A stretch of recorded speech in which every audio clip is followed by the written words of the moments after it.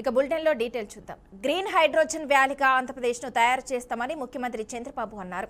కాకినాడలో 18,000 కోట్లతో ఏర్పాటు చేయనున్న ఏఎం గ్రీన్ అమోనియా ప్రాజెక్టుకు చంద్రబాబు, డిప్యూటీ సీఎం పవన్ కళ్యాణ్ శంకుస్థాపన చేశారు. గ్రీన్ అమోనియా భవిష్యత్తులో పెను మార్పునకు నాంది అని బాబు తెలిపారు. 3 రోజులు సంక్రాంతి జరుపుకున్నాం. ఈ ప్రాంతంలో కోడి పందాలు కూడా చాలా జోరుగా జరిగాయి. అదే సమయంలో సంక్రాంతికి బయట ఉండేవాళ్ళు 30 లక్షల మంది వచ్చారనేది ఒక అంచనా. హైదరాబాద్ ని చూస్తే 3 లక్షల కార్లు రోడ్లన్నీ కిటకిటలాడే విధంగా వచ్చాయి. అలాంటివన్నీ కూడా 3 రోజులు నేను కూడా మా ఊరికి వెళ్ళాను, నారావారిపల్లికి వెళ్ళాను. నేను చాలా స్పష్టంగా చెప్పాను, మనం ఎక్కడున్నా మన జన్మభూమిని మర్చిపోకుండా మళ్ళీ మన జన్మభూమిని గుర్తుపెట్టుకుంటేనే సార్థకత ఉంటుంది. కాబట్టి తప్పకుండా గుర్తుపెట్టుకోవాలని పిలుపిచ్చాం. అలాంటి కార్యక్రమాన్ని పూర్తి చేసుకున్న తర్వాత నిన్న ఈరోజు జల్లికట్టు కూడా చాలా ఉత్సాహంగా జరుగుతూనే ఉన్నాయి. అదే సమయంలో ఈ జిల్లాలో పక్కనే మీరు చూస్తే జగ్గన్న తోటలో ప్రబల తీర్థ ఉత్సవాలు మన ట్రెడిషన్ని ప్రతిబింబించే విధంగా, మన సాంప్రదాయాలన్నీ కూడా గుర్తు చేసుకునే విధంగా బ్రహ్మాండంగా ఈ ఉత్సవాలు జరిగాయి. కాకినాడ రాబోయే రోజుల్లో గ్రీన్ ఎనర్జీ అంటే ప్రపంచం ముందు మొత్తం అందరూ కూడా చర్చించుకునే పరిస్థితి వస్తుంది. ఈరోజు ఇప్పటికే ఏఎం గ్రీన్ జర్మనీకి చెందిన యూనిపెర్ ఎస్సీతో ఒప్పందం చేసుకోవడం శుభ పరిణామం. 2030కి 27, 28, 30 3 మైల్ స్టోన్స్ పెట్టుకొని ముందుకు పోతున్నారు. ఎందుకంటే అందరం మాట్లాడుతున్నాం డీకార్బనైజేషన్, కానీ ఒక మాటలో చెప్పాలంటే యూరోప్ అయితే అందరికంటే ఒక అడుగు ముందుకొచ్చే పరిస్థితికి వచ్చారు.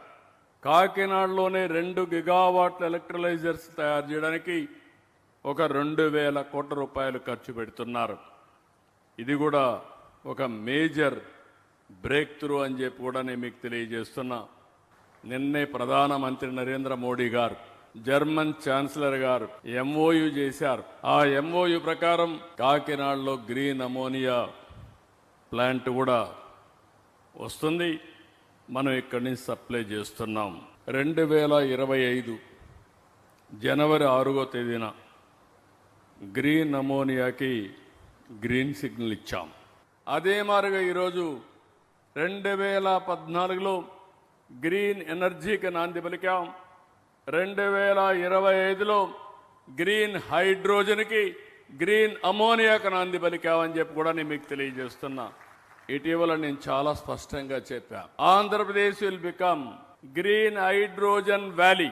అదే ఆ రోజు మీరు చూస్తే గ్రే అమోనియా, అలాంటి గ్రే అమోనియాని ఈరోజు గ్రీన్ అమోనియాగా తయారు చేశారంటే ఇదొక మరొక చరిత్ర. 4 డికేడ్స్ తర్వాత దీనికి ముందుకు పోవాలని చెప్పి ఒక నిర్ణయం చేయడం, దానికి అనుకూలంగా మన ప్రధానమంత్రి 500 గిగావాట్లు గ్రీన్ ఎనర్జీ ఉత్పత్తి చేయాలని ఒక నిర్ణయం చేయడం, దానికి అనుగుణంగా రాష్ట్ర ప్రభుత్వం 160 గిగావాట్లు మన ఆంధ్రప్రదేశ్లో తయారు చేయబోతున్నాం గ్రీన్ ఎనర్జీ అని చెప్పి కూడా నేను మీకు తెలియజేస్తున్నా. ఒకప్పుడు చాలా గ్రామాలకు కరెంట్ లేని సమయాలు, తర్వాత సులువుగా కరెంట్ వచ్చింది. కరెంట్ వచ్చిన తర్వాత కొన్ని రోజుల తర్వాత కరెంటు కొరత, కరెంటు కోతలు.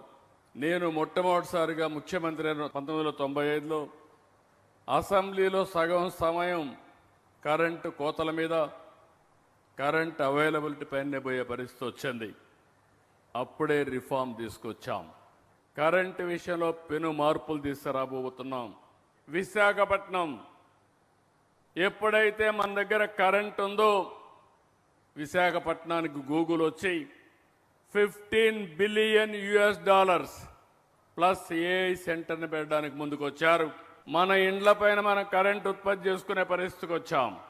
మనమే కరెంటు వాడుకుంటాం, మిగిలిన కరెంటు గ్రిడ్కి ఇస్తాం, లేకుంటే బ్యాటరీ పెట్టుకుంటాం. మొట్టమొదటిసారిగా భారతదేశంలో పవర్ సెక్టర్ రిఫార్మ్స్ తీసుకొచ్చిన రాష్ట్రం ఆంధ్రప్రదేశ్ రాష్ట్రం.